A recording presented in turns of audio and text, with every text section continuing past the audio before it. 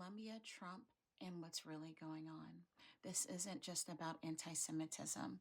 This is about authoritarianism. Yes, anti Semitism must be addressed, but what's happening at Columbia University is about power, not safety.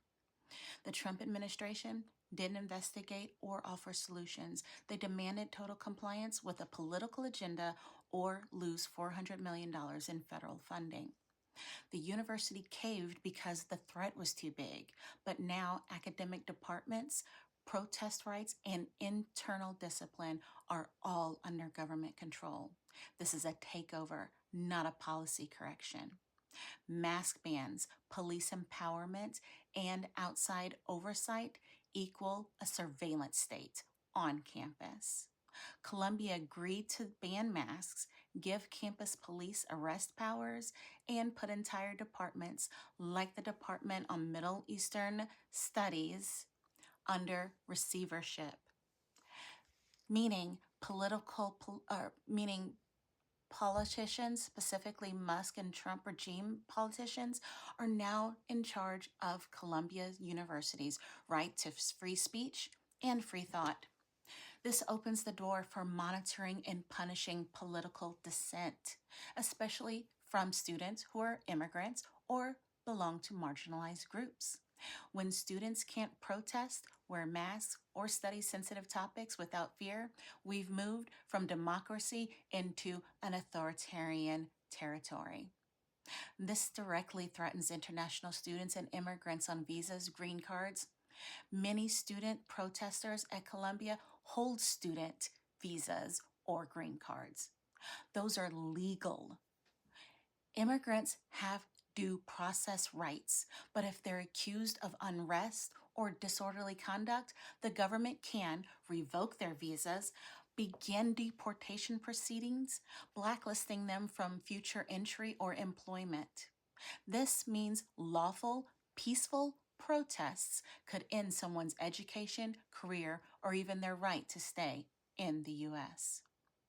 Due process is being tossed out the window for students and faculty. Faculty in affected departments weren't accused of wrongdoing, but they're losing control of their programs. Columbia abolished its judicial board, the internal system meant to ensure fair discipline. That means students and faculty can now be punished without peer review. Outside political pressure can determine academic outcomes. No appeal process for suspensions, expulsions, or job loss. If they can do this at Columbia University, what's to stop them from doing this at your local university or high school or elementary school? This sets a precedent. Comply or get cut. The federal government used its funding to force compliance. This isn't just a Columbia problem. Any school or district that takes federal dollars could be next. Refuse to ban books, lose funding. Don't discipline a protesting teacher, lose funding. Trump and Musk are building a government that uses money as a leash. Comply or collapse. This affects all of us, whether you're a student, a teacher, a parent, a veteran, or just someone who believes in rights. You don't have to be a protester or a Palestinian or a green card holder to be impacted. This is about eroding the rights of the most vulnerable first, so no one else will speak up.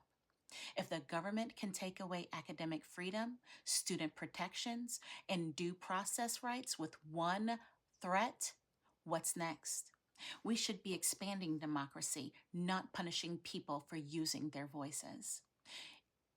This isn't about safety, it's about silencing. Columbia students lost their right to protest, faculty lost their autonomy, and immigrants risk deportation for just showing up. If you think this won't happen and come to your school, your town, your kid's classroom, think again. Speak up, rise up, resist.